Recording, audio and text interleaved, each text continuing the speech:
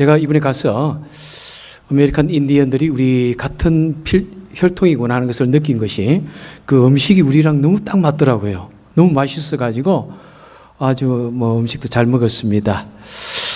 우리는 인디아나라고 하는 이 스테이트에 살고 있는데 이 인디아나라는 의미가 무엇인지 아십니까? 예, 인디안의 땅이라는 의미입니다. 우리가 뻔뻔하게 인디안의 땅에 이렇게 잘 살고 있습니다. 말을 인디안의 땅이라고 말을 하지나 말든지 인디안 땅을 우리가 차지하고 이렇게 잘 살고 있습니다. 우리 이 지역에도 인디안 관계된 그런 지명들이 얼마나 많은지요. 미시아와카라는 말도 인디안 추장의 딸이라 합니다. 예. 그리고 이 주위에 많이 인디언과 관계되어진 이야기들이 많고요. 쇼니라고 하는 그 이름도 저 밑에는 아침 뷔페 식당인데 그 쇼니가 뭔가 했더니 바로 이 미샤와카의 아버지랍니다. 자, 이 인디안의 역사를 보면은 이 인디안이란 말이 여러분 어디서 왔는지 아십니까? 콜럼부스가 처음에 이 아메리카 이 대륙을 발견하고 나서 이곳이 인도인 줄을 착각했답니다. 그래서 생긴 것도 인도 사람이나 이 인디언 비슷하게 생겨 놓으니까 그냥 인디언이라고 부르기 시작해가지고 계속해서 인디언 이 미국 원주민들을 인디언, 이 아메리카 대륙의 원주민들을 인디언이다. 또 남미에 있는 사람들 인디오다 이렇게 부르는데 사실은 인도의 인디언들하고는 거의 공통점이 하나도 없다고 합니다. 그래서 사실 어떤 사람들은 자신들이 인디언으로 불리는 걸 싫어한다. 그래가지고 네이티브 아메리칸이라고 부르는데 또 그것도 싫어한다고 그럽니다. 예. 네이티브 아메리칸은 말도 미국 사람, 백인들이 만들어낸 단어이기 때문에 싫어한다고. 그러니까 그 사람들을 부를 때 좀 잘 조심해서 어떻게 불러드릴까요? 이렇게 물으면서 부르는 게 좋을 것 같습니다. 이 인디언의 역사를 제가 한번 어제 와가지고 가만히 좀 공부를 했습니다. 정말 인디언의 역사를 보니까 눈물의 역사였습니다. 이 콜럼부스 당시에 그 이전에 이 아메리카 대륙, 북아메리카, 중앙 또 남미까지 합해가지고 약 2천만에서 약 3천만 명의 이 인디언들이 살고 있었다고 합니다. 초기에는 유럽에서 우리 메이플라워가 와가지고 아무것도 없어가지고 정착 기술도 없어가지고 그 정착민들이 처음에는 원주민들에게 의지해가지고 많은 도움을 받았고요. 그래서 추수감사절이나 이런 좋은 이야기들이 많이 있지 않습니까? 그러다가 자신들이 잘 정착을 하게 되니까 우리 유럽에서 온 사람들이 원주민들을 공격을 했습니다. 공격해가지고 철저하게 원주민들을 말살시켜가지고 뉴 잉글랜드 이 땅을 완전히 독차지하게 됩니다. 그리고 남북전쟁 후에 서쪽 지역에서 골드 러시가 일어납니다. 그래서 많은 사람들이 이 금을 찾아서 미국 전체를 다니게 됩니다. 그러면서 그 금이 있는 그 지역에 있는 인디안들과 전쟁이 일어나게 됩니다. 전쟁을 하면서 굉장한 무기들을 가지고 있었기 때문에 완전히 인디안들을 말살을 시킵니다. 그래서 그 역사를 가만히 읽어보니까 정말 무자비하게 살육을 했습니다. 유대인 말살 그러고 우리가 일제시대에 우리 한국인들의 그 말살을 이야기하지만은 우리는 인디언들이 얼마나 많이 정말 멸망을 당했는지 잘 모릅니다. 거기에 대해서 별로 생각도 하지 않았고요, 저도. 그런데 어제 보니까 정말 눈물의 역사입니다. 2천만, 3천만에 달하는 이 사람들이 여러분 어느 정도까지 줄어들었는지 아십니까? 25만 명까지 줄어듭니다. 물론 거기에는 많은 전염병이나 병이나 이런 것도 있었지만은 엄청난 숫자가 말살되어집니다. 그때 미 연방정부에서 그 인디언들을 말살시킨 사람들에게 준 그 훈장들이 2차 대전이나 한국전쟁이나 월남전쟁에 합한 것보다도 그때 준 것이 더 많다고 그럽니다. 얼마나 많이 살상을 했는지요. 거기에 대해서 인디언들이 말을 하지 못하니까 우리는 그것을 잘 알지 못합니다. 그랬던 것이 현재는 이제 인디언들이 숫자가 불어가지고 약 500만 명 미국 전체에 있다고 합니다. 인디언들이 극심한 어떤 현실, 어떤 문제점에 부딪혀 있는데요. 첫째는 실업률입니다. 이 미국 원주민들의 실업률은 80%입니다. 대부분이 짭이 없습니다. 그 다음에 둘째는 의욕상실입니다. 그들이 완전히 토지 수탈을 당했습니다. 그리고 인디언 보호구역으로 강제 이주돼가지고 여러분 저는 아리조나에 있는 인디언 보호구역에 가봤는데 뭐 정말 너무나 비참하더라고요. 그것을 보면서 참 가슴이 아팠는데 그렇게 자신들이 자유스럽게 다니지 못하게 이주되어졌고 사회적인 제약이나 자유와 희망을 잃어버림으로 말미암아 그들은 별로 살아가는 의욕이 없습니다. 그리고 셋째는 알코올과 마약 중독이 극심합니다. 저들은 정부 보조금으로 살아가고 있습니다. 개우개우 살아갈 만한 그런 정도였죠. 소일거리도 없고요. 뭐 그 지역에 가보면 알지만은 뭐 좋은 문화 시설이 있는 것 아닙니다. 어떤 운동하는 뭐 헬스 센터가 있는 것도 아닙니다. 그냥 펄펄 제가 간 곳에는 아리조나에는 먼지만 날리는 곳에 울타리 정도 쳐놓고 집만 지어져 있습니다. 그곳에 어떤 시설들이 잘 되어 있는지 모르지만 밖에서 보면은 정말로 초라하고 열악하기 짝이 없습니다. 그리고 놀란 것은 인디언 이 보호구역 안에는 미 연방법이 미치질 않습니다. 거기에서 살인이 일어나도 미 연방법에서 아무런 타치를 하지 않습니다. 거기에서 어떤 뭐 도움이 오면 와서 어떻게 가서 그것을 인베스티게이트 하는지 모르지만은 아무런 것이 없으니까 알코올이나 마약 거래가 자유롭게 이루어집니다. 그 다음에 네 번째는 도박 문제입니다. 미 연방 관리 외구역이다 보니까 도박장 설립이 자유롭고 그래서 많은 도박으로 인해서 그 사람들은 할 것이 없으니까 매일 도박하고 술 마시고 마약하는 것밖에 없다고 합니다. 그 다음에 다섯째는 건강 문제입니다. 너무나 나쁜 주거 환경과 또 높은 질병률과 낮은 의료 혜택으로 말미암아 그 다음에 영양의 불균형으로 굉장한 스트레스 속에서 살아가고 있습니다. 그리고 이 인디언들은 그런 희망이 없고 그러다 보니까 자살률이 너무나 높습니다. 너무나 많은 사람들이 자살을 하고 그래서 인디언들의 평균 수명이 얼마인지 아십니까? 46세라고 합니다. 너무나 참 안타깝지 않을 수가 없습니다. 그래서 말이 좋아 인디언 보호구역이지 사실은 전쟁에서 진 사람들을 수용하는 전쟁포로 수용소라고 하는 것이 맞다고 하는 그런 보고서가 있는 것을 보았습니다. 미국 내에 약 총 310개의 인디언 보호구역이 있고요. 약 202종족의 그 종족들이 있고 그 다음에 약 170 몇 개의 그런 언어가 서로 다르다고 합니다. 그리고 그러니까 인디언 보호구역 내에는 약 150만 명이 살고 있습니다. 우리가 간 몬타나에는 약 7개의 부족이 있고요. 그 현지 거기에는 블랙피트라고 하는 그 인디언 종족이 있는 곳이었습니다. 저희 교회에서는 약 10몇 년 전부터 참여해서 몇 번에 걸쳐서 참여한 것으로 알고 있습니다. 정말 미국 전지에서 봉사로 사람들을 보았는데 보스턴에서 온 사람들을 보니까 자동차를 렌트해가지고 약 7분이 오셔가지고 부엌에서 온전하게 헌신적으로 또 내가 있던 그 테네시 멤피스에서도 한 무리들이 왔고요. 아리조나, 노스캐롤라이나 미국 각지에서 많이 온 것을 보았습니다. 자, 우리 왜 해버리면은 그 많은 선교 중에서 우리가 인디언 선교를 하게 되는가? 첫째, 우리는 인디언들에게 죄인입니다. 그 다음에 빚진 자들입니다.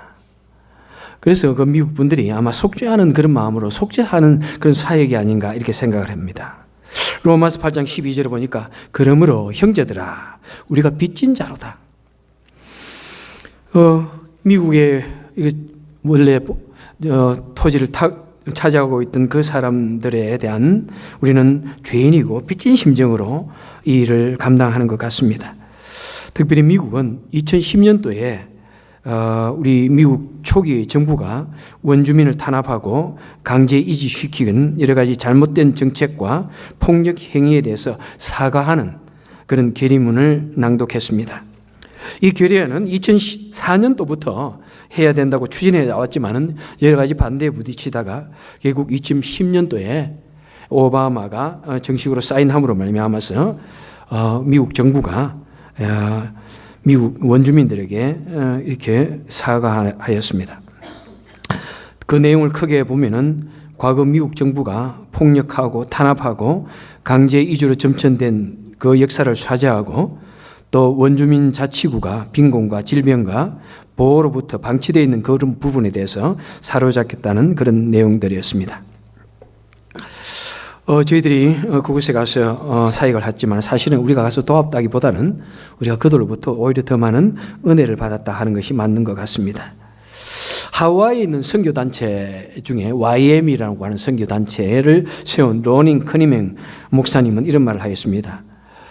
그분이 우리 한국 이민교회들에게 부탁할 것이 두 가지 있다 이렇게 말합니다. 그래서 무엇이냐면 하나는 흑인 빈민 선교를 우리에게 부탁한다고 말했습니다.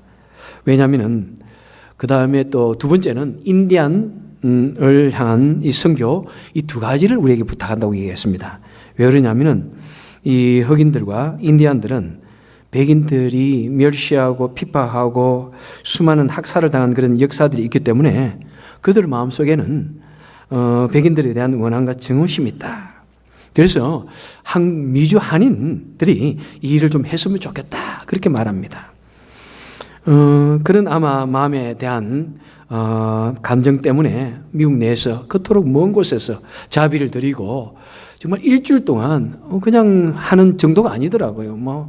우리 성도님들 열심히 했고 저는 정말 하는 쉬는 조금 냈지만은 그분들은 우리가 새벽에 나가기 전에 이미 나와가지고 음식을 다 또 준비하는 그런 모습을 보면서 참 마음에 오래 많은 감동을 받았습니다. 그래서 여러분, 우리가 하는 이 모든 일들은, 우리 하는 모든 일은 언제나 이 세계를 치유하는 그런 일이 되어야 됩니다. 상처가 있는 곳에, 미움이 있는 곳에 우리가 치유하는 그런 일이 되어야 됩니다. 성도는 언제나 세상을 치유하는 사람이 되어야 됩니다. 아픔이 있는 곳을 돌아보는 우리가 되어야 됩니다. 그래서 그런 마음으로 그런 인디언 선교들이 이루어지고 있는 것 같습니다. 그리고 왜 하필이면 인디안 몬타나인가?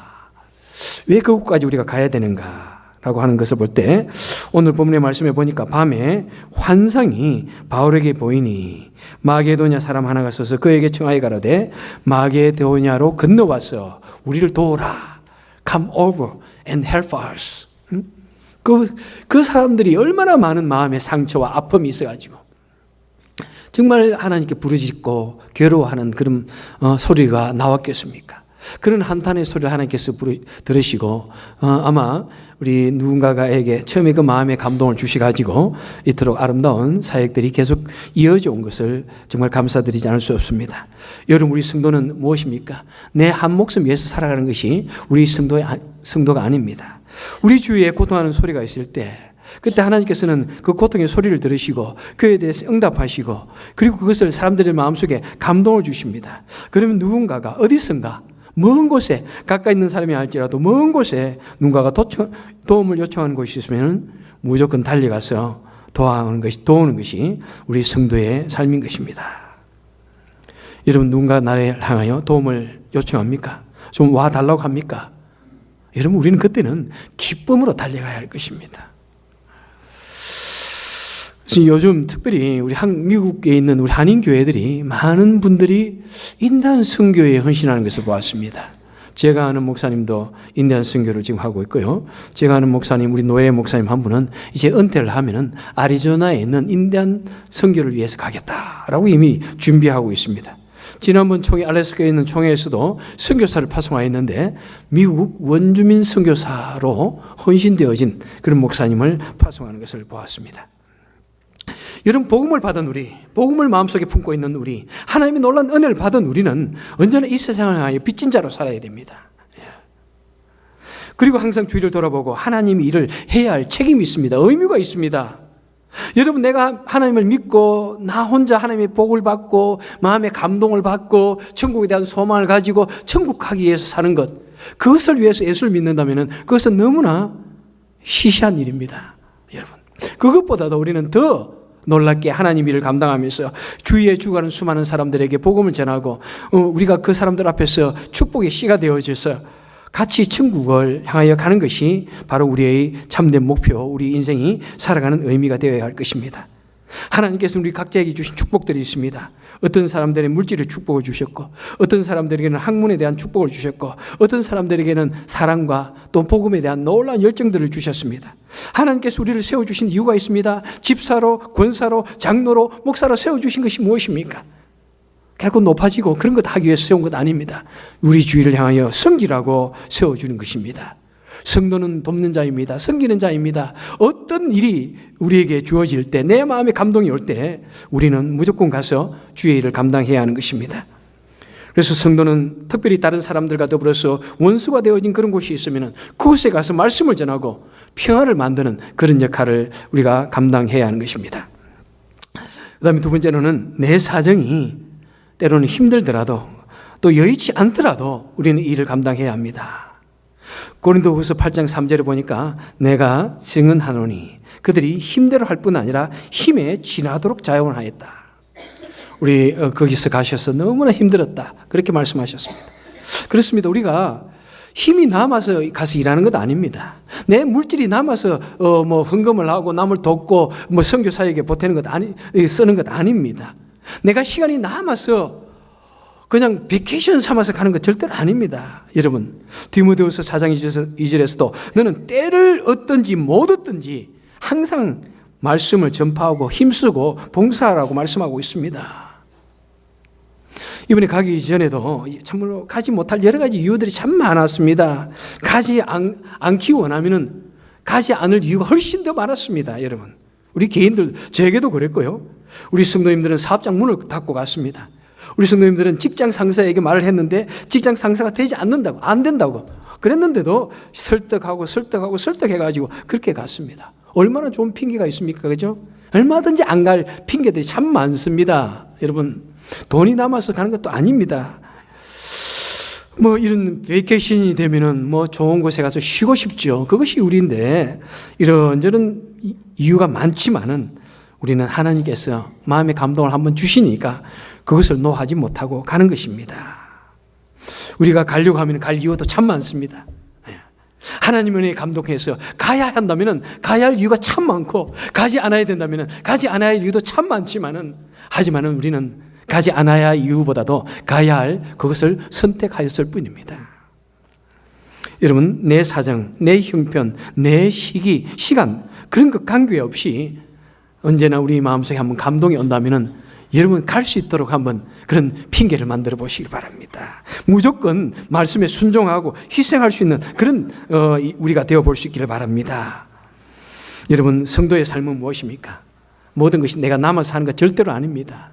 내 시간이 남고 내 물질이 남고 내 여유가 있어서 하는 것이 아니라 내 모든 것을 희생하여서 하는 것이 우리가 성도의 삶인 것입니다. 그것이 복음의 증인으로서 살아가는 사람이고, 그것이 우리가 하나님의 은혜로 말미암아 마음에 영생을 품고 소망을 품고 복음을 품고 예수 그리스도를 품고 십자가를 품고 살아가는 사람의 자세인 것입니다.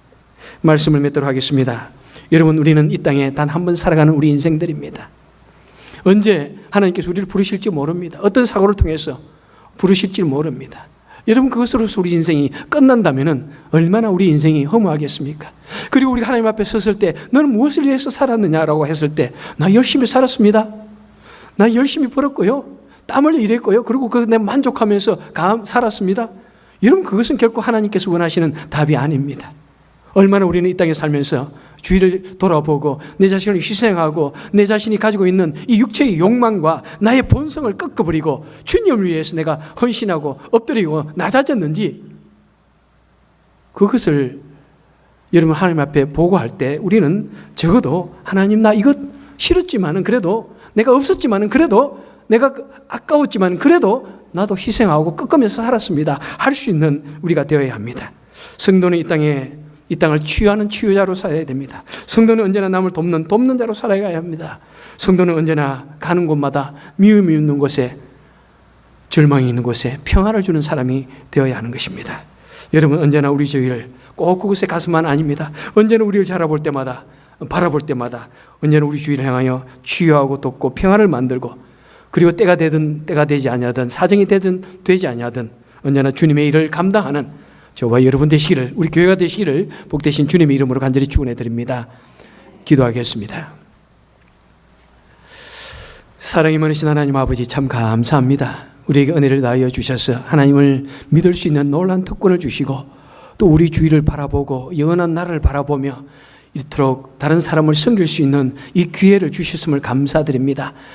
언제나 우리에게 작은 일들이 있을 때마다 남을 돕기를 주저하지 않게 하시고 내 것을 내어놓고 또 다른 사람에게 은혜를 베풀고 사랑을 베푸는 우리가 되기에 부족함이 없게 하여 주셔서 이 세상을 더욱더 아름다운 나라, 기쁨과 평화가 넘치는 나라로 만들어가는 우리가 되게 하여 주옵소서. 예수님 이름으로 간절히 기도합나이다. 아멘.